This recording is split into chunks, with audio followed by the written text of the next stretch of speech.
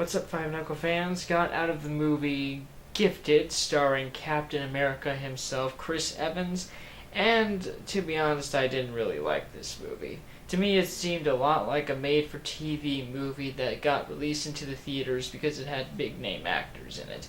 We got Chris Evans, we got Octavia Spencer, straight out of Hidden Figures.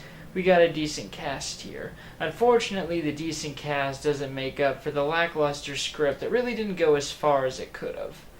One of the strongest aspects of this movie is, in fact, its characters. Each one is given a little bit of depth and motivation to them.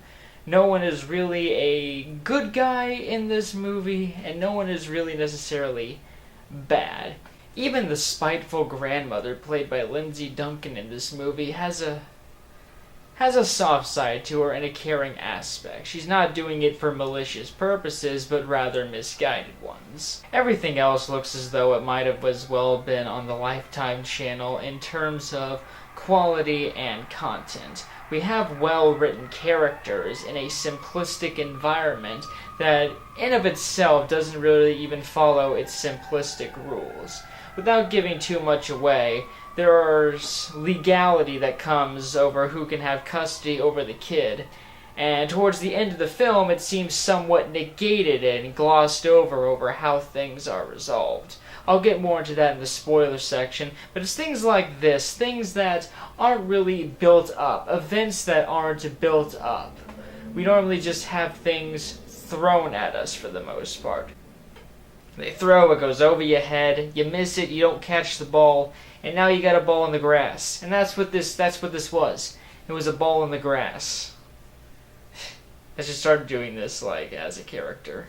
The kid in this movie, McKenna Grace, she does a pretty decent job overall. She does what she's supposed to, and she plays the emotion very believably. And apparently she is to play a young child version of Tanya Harding in a later movie about her, so that'll be interesting. The film juggles around multiple plot elements, so it's not as though any of them drag. I wasn't dreading the end of the court scene. I wasn't, dreading the romance that Chris Evans has with his daughter Mary's former teacher. I'm sorry, I gotta stop. It all just felt a bit weak to me. When I say the characters are fleshed out, I mean they are three-dimensional, but just barely three-dimensional. If we had a few more character moments to really add more depth, maybe that could have saved this movie. Maybe if they threw in a few more scenes to address issues in terms of film structure and how impactful certain events are, then it might have been a better film. But for what we have, it's decent actors with decent characters and not much else to it. Hell, even some of the side characters are a bit flat and two-dimensional, so I guess it balances it out. Overall, I would not recommend this movie. It's not terrible, it's just barely okay. And I do not recommend barely okay. Alright, spoiler time. We're getting into the spoiler section. So, here's the main crux of my issue with this movie. Now, the plot is simplistic, so there's simplistic rules. It should be easy to follow. The more complex your plot is, the harder it is to wrap stuff up. Here's the part at the end that didn't make sense to me. He takes his kid with him away from the foster family because they're granted custody. I think they said until she's 12 and can make an active decision where she wants to live. And just a few weeks later, Chris Evans, super dad or super uncle, comes in, takes her away, and that's that.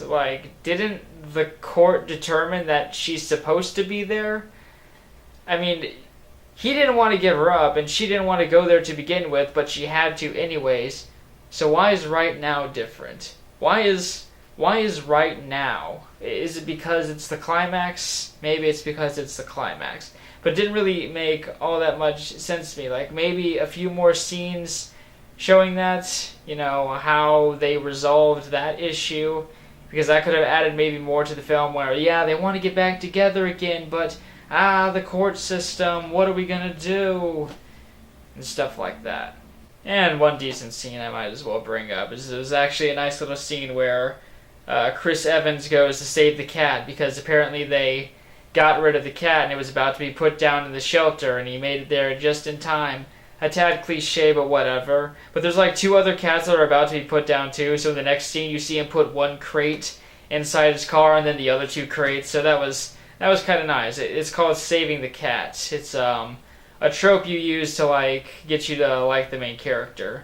I'm a pseudo-nerdy film guy, and by nerdy film guy, I mean I read 1 or 2 books and consider myself an expert, and that's one of the ones I read was Save the Cat. Buy it on Amazon. It's a pretty good read. Amazon, Buy the Cat Publishing Company, guys. Give us money. Give us money, and we'll praise your content. Let's see anything else. Oh yeah, and that moment where we find out that the daughter, that Chris Evans' sister, the real mother of Mary, she solved that one of the unsolvable equations, but didn't want to release that until the mother died. Like, Jesus Christ, that's actually kind of dark when you think about it. It still raises a few questions about how the uncle got custody of the kid, if the mother didn't know about it, and the deadbeat dad didn't know about it. How did he come to get the child? Basic movie, not really warranting a theatrical release, but it's not terrible, it's just subpar. But those are my thoughts, guys. What are yours? Leave a comment down below. Don't forget to like us and subscribe to us and follow us on our social media. We have that. We have a Twitter, we have a Facebook, and we have a vid.me. We post content on those, so if you want more of our content, go there. And like I always say, I don't like snakes.